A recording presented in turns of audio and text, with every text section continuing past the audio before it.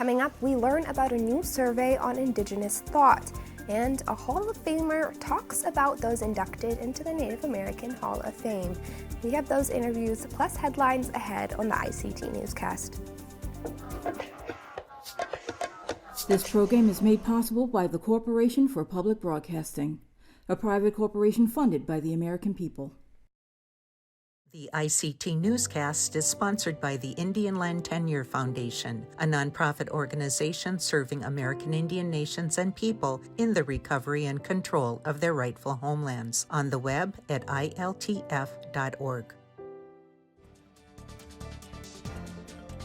Support for the ICT Newscast with Aaliyah Chavez comes from the Arizona PBS studios in Phoenix at the Walter Cronkite School of Journalism and Mass Communications at Arizona State University.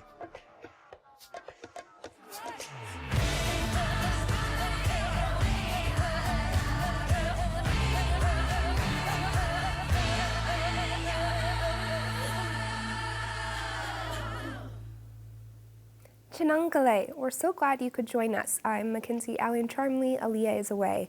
We start internationally, where Australians voted no in a constitutional referendum that would have formally recognized the rights of Aboriginal Australians and Torres Strait Islanders. The amendment would have created a national advisory board to evaluate legislation. However, there was no formal path for a direct say in lawmaking. The bill would have also formally recognized the place that Aboriginal Australians and Torres Strait Islanders have in Australian history and recognized their contributions to Australian society. The Aboriginal Australian and Torres Strait Islander is the most disadvantaged demographic group in Australia. The life expectancy for Aboriginal Australians and Torres Strait Islanders is on average 8 years shorter than other Australians.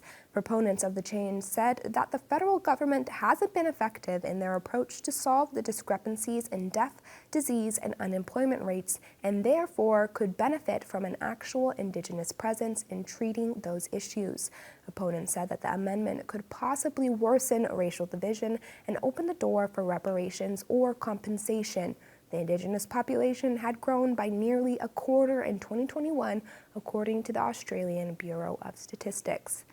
Good news for tribes of the Upper Columbia River Basin as salmon restoration efforts get a boost. Since 1982, 5 Pacific Northwest tribes have worked to restore salmon, steelhead, and other species to the upper reaches of the river. Last week, the Biden administration announced that more than $200 million will flow to the tribally led effort. The bulk of the funding will come from a division of the Department of Energy that markets power from hydroelectric dams that have blocked salmon from their spawning grounds. Secretary of the Interior and Laguna Pueblo citizen Deb Haaland said it was really important to restore the fish populations, as they are important to the tribe's cultural and spiritual ways of life. The funding will go on to the second phase of the tribe's 4-phase science-based plan to restore fish runs to their ancestral territories. Well, an all-Indigenous model agency is increasing representation in the fashion industry. Based in Canada, Supernatural Modeling is the world's first and only all-Indigenous modeling agency. The agency's mission is to focus on healthy and high-end representation of Indigenous cultures and designs. In a statement, co-founder and Cree and Daza citizen Jolene Mitten created the agency to create a safe space for Indigenous people to explore the fashion industry. In the over $1.7 trillion fashion industry, Indigenous designers and models have been largely absent or appropriated. So far, the agency has 25 models on its roster and hopes to expand internationally in the near future. And those are the headlines for the ICT Newscast.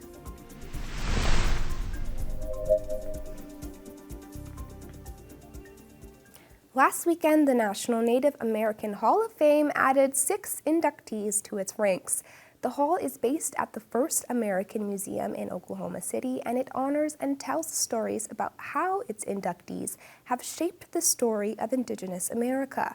The organization behind the Hall of Fame is also developing a comprehensive curriculum to share those stories with schools and young people. We talked to one of the inductees, Richard Trudell, about the work of the National Native Hall of Fame.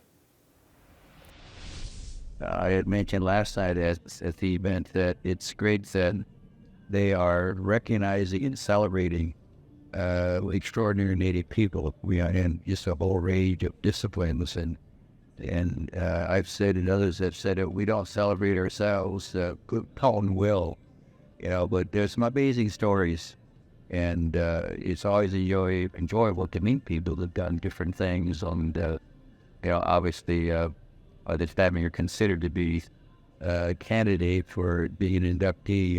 It means you're up in age. You're not at the beginning of your career, you're kind of at the end of it.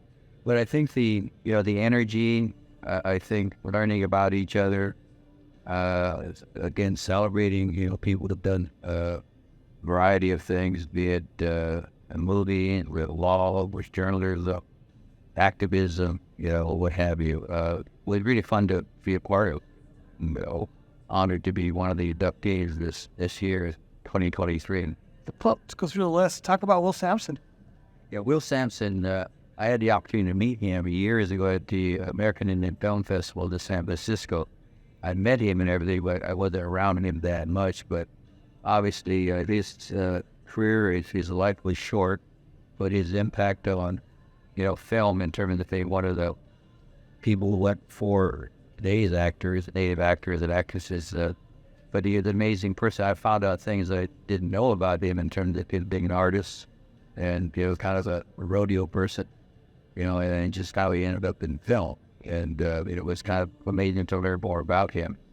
Joe Delacruz, another person no longer with us. I mean, Joe was a very passionate, leader and a real fighter on a wide range of issues.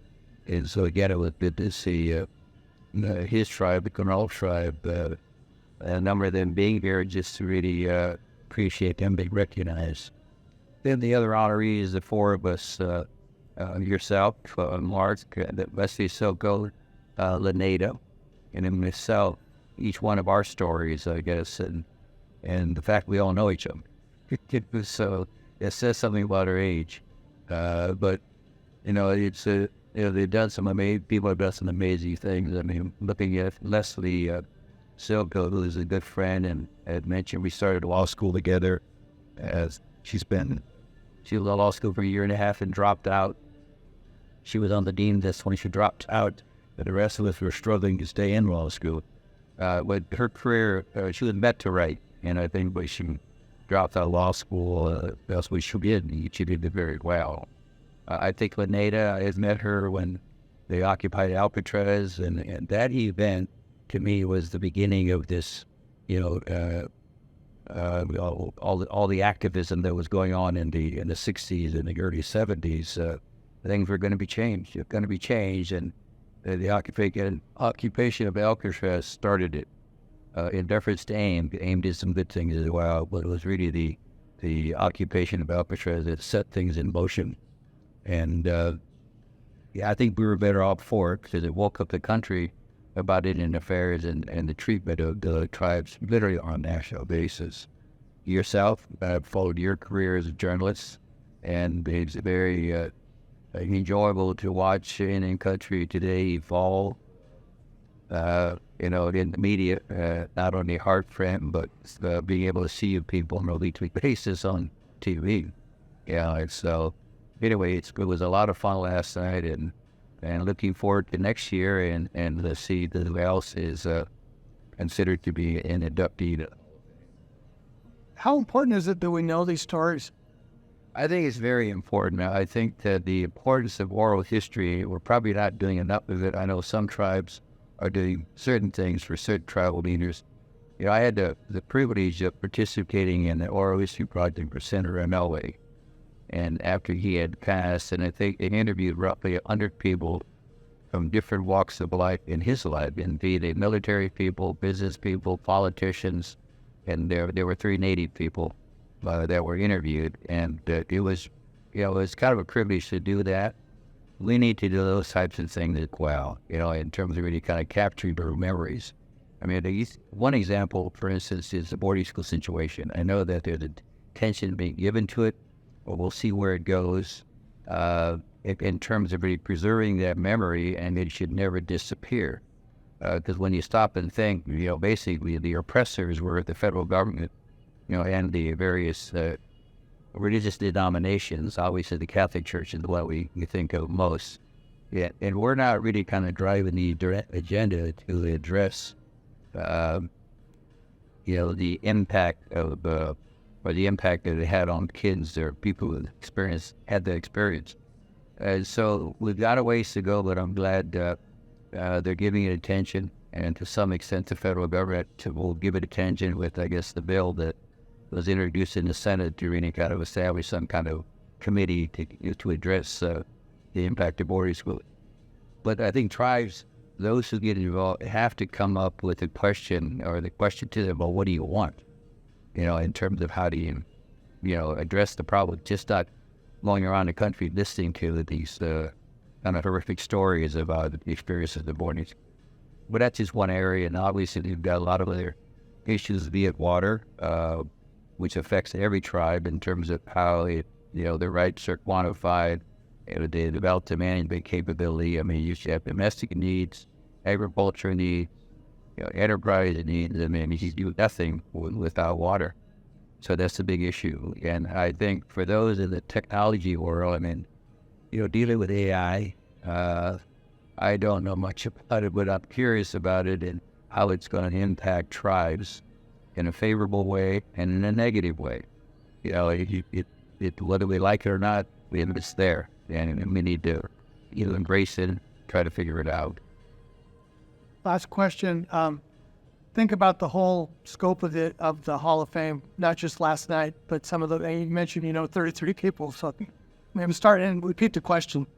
Well, it's kind of amazing because during my career, I mean, as I mentioned to you earlier, I mean, when I looked at the list and faces, wow, I mean, I had the opportunity to be around them and the opportunity to work with many of them, or to participate in meetings with them, and it was always a pleasure. But disciplines across the board. I mean, academics, lawyers, or just people who just had leadership skills.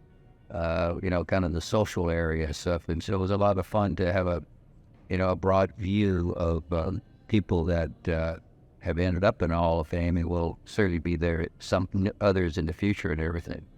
But it's an important thing for us to capture those memories, share them with the younger population, so they can put a face on some of the things that these people were responsible for. And so it's an exciting venture, and I wish them the best, and hopefully more tribes and corporate entities, foundation, whoever, support the effort, or support them. What's in a name? In Denver, Colorado, there is a mountain now known as Mount Blue Sky. It was previously named Mount Evans after Colorado's territorial governor. Evans is sometimes referred to as the architect of the 1864 Sand Creek Massacre, where around 230 Cheyenne and Arapaho people, including women, children, and elders, were killed by the American military. In September, the Department of Interior announced the name Mount Evans was out and Mount Blue Sky would start being used immediately. Journalists Darren Brown and Adam Youngbear from Cheyenne and Arapaho Productions attended the peak's renaming ceremony. They were able to capture the reaction of Cheyenne and Arapaho people who had been driven out of their ancestral lands years ago.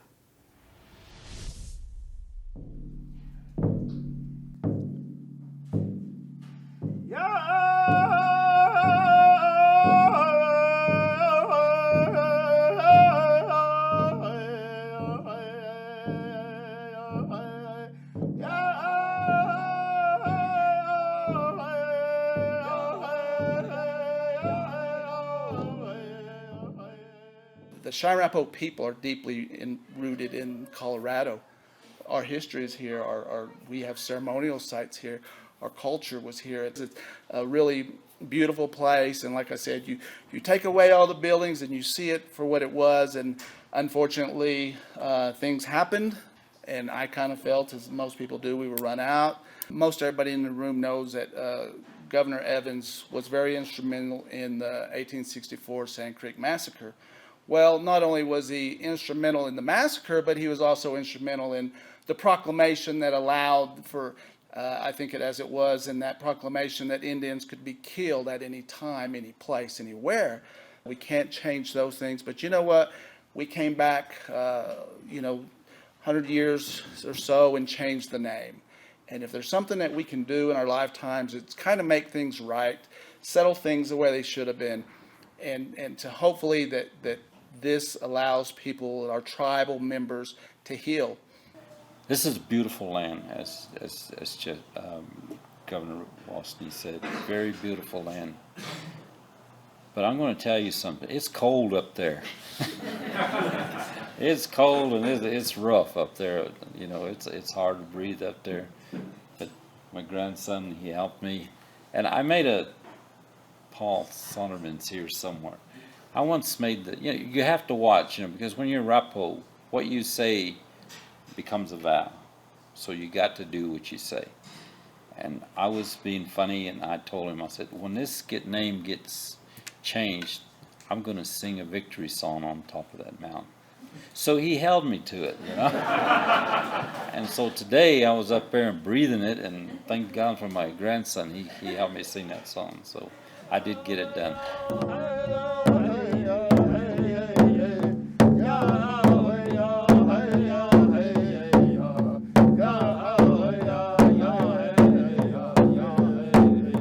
The winds up here on the summit can be quite strong and pretty powerful, but it was those winds who carried this victory song all across this place this morning that used to be known as Mount Everest. This morning, the Cheyenne and Arapaho tribes came to reclaim this mountain as their own. And now forever, this place will be known to not just the Cheyenne and Arapaho people, but to everyone as Mount Blue Sky.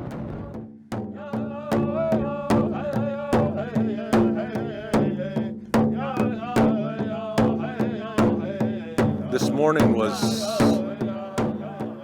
a one-of-a-kind feeling, We got to change the name in our way, the way we do it. I thought back to, how our people roamed this area, this was home, and we changed it to Blue Sky, and people say, why? That's the opening for our educational portion, This is why we named it. I thought I was an aware person. I thought I knew a lot of this history, and I didn't know how much I didn't know until some people said they wanted to change the name, and I had to study and see why they wanted to change the name.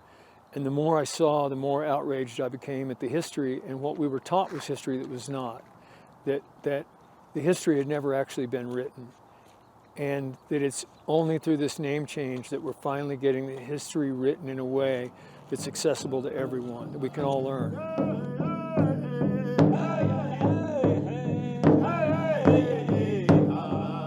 It took a lot of effort from every aspect of the people that live here in Colorado, and they helped us. They understand what our story was, and they helped us push through and push through and push through and push through. And today it's a reality, that we have our foot back in the door, on our land. Come back home. Yeah.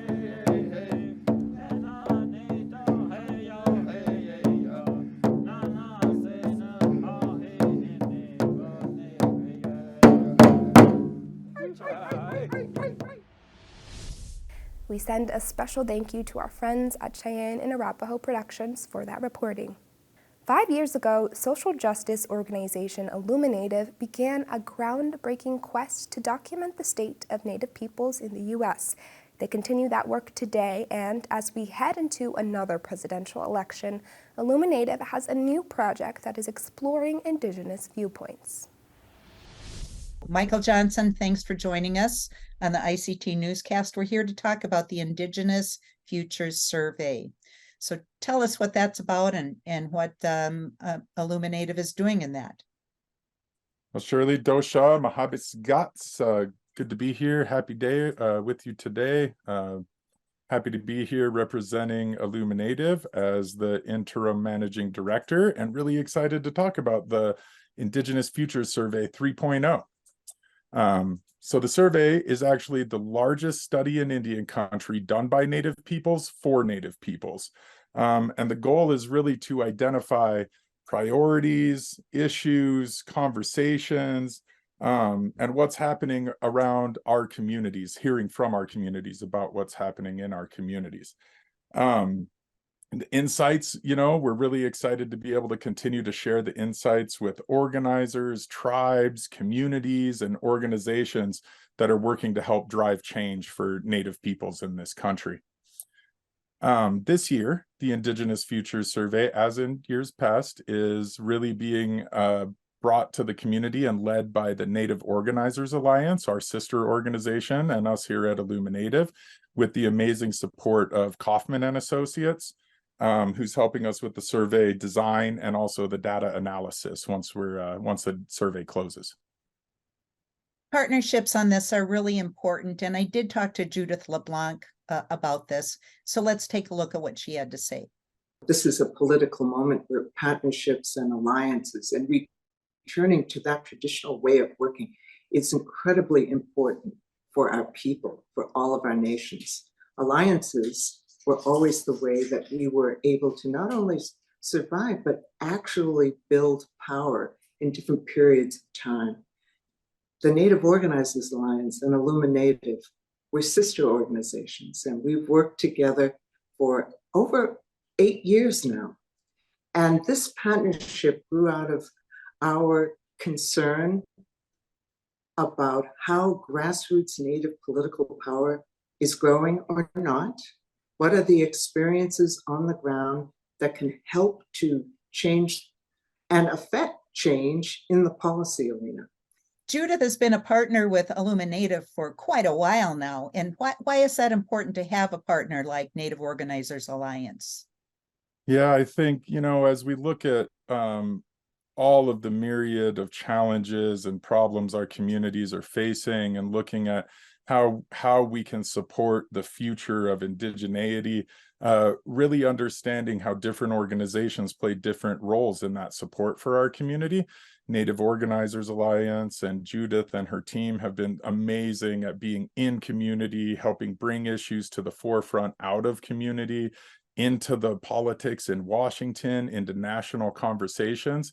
And the partnership with Illuminative, obviously, we have some of the largest social media channels run by Native peoples for our peoples, and really being able to combine our forces to help penetrate this message of how important it is to hear from our communities on this survey. This survey has been open for a little while, and how long do people have before it closes? Yeah, so we were really excited. The survey actually launched last week on October 11th. It's an online survey. We're going to keep the link open and live for people to submit their surveys through December 15th. So right up until the holiday season, this will be open. We've garnered over 1,000 responses so far from the community. We're hoping to get upwards of 5,000, 6,000, 7,000 responses. And the survey, like I mentioned, it's online and it takes about 15 to 20 minutes to complete. So, give yourself a little bit of time if you're taking this on your mobile or sitting at your desk doing it. I actually did the survey already, and there are no wrong answers. It's just what you think and your opinion about things and what's important to you. And as we go into this next election cycle, I imagine that the findings of this survey will feed into what the platforms in Indian country will be and the concerns. I mean, that's the hope, right? I mean, being able to hear directly from our communities about the issues that are affecting them has been really important for organizing in the past, right? So we know with the IFS 2.0 last year, we heard from our community that climate change was the #1 driver for them participating in the federal election. And so I think it's really important that we're able to take pieces of information like that and make sure the right people are paying attention to what our community is saying. How far-reaching do you think the results of this will be?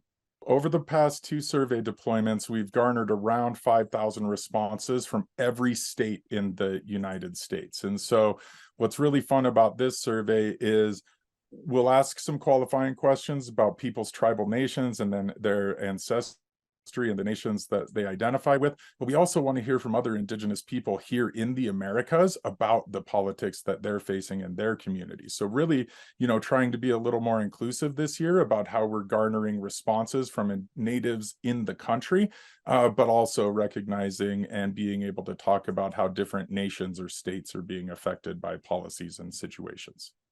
I really think this is brilliant to just ask Indigenous people what they think. What are their priorities, rather than like a cross-section of the American people?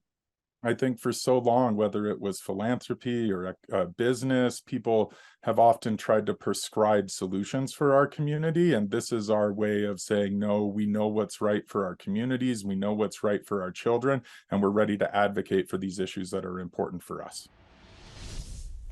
Michael Johnson is the co-CEO of Illuminative. Find the survey on the web at illuminative.org. And that's a slice of our Indigenous world. For all the latest, visit ictnews.org. From all of us in the newsroom, stay safe, my relatives.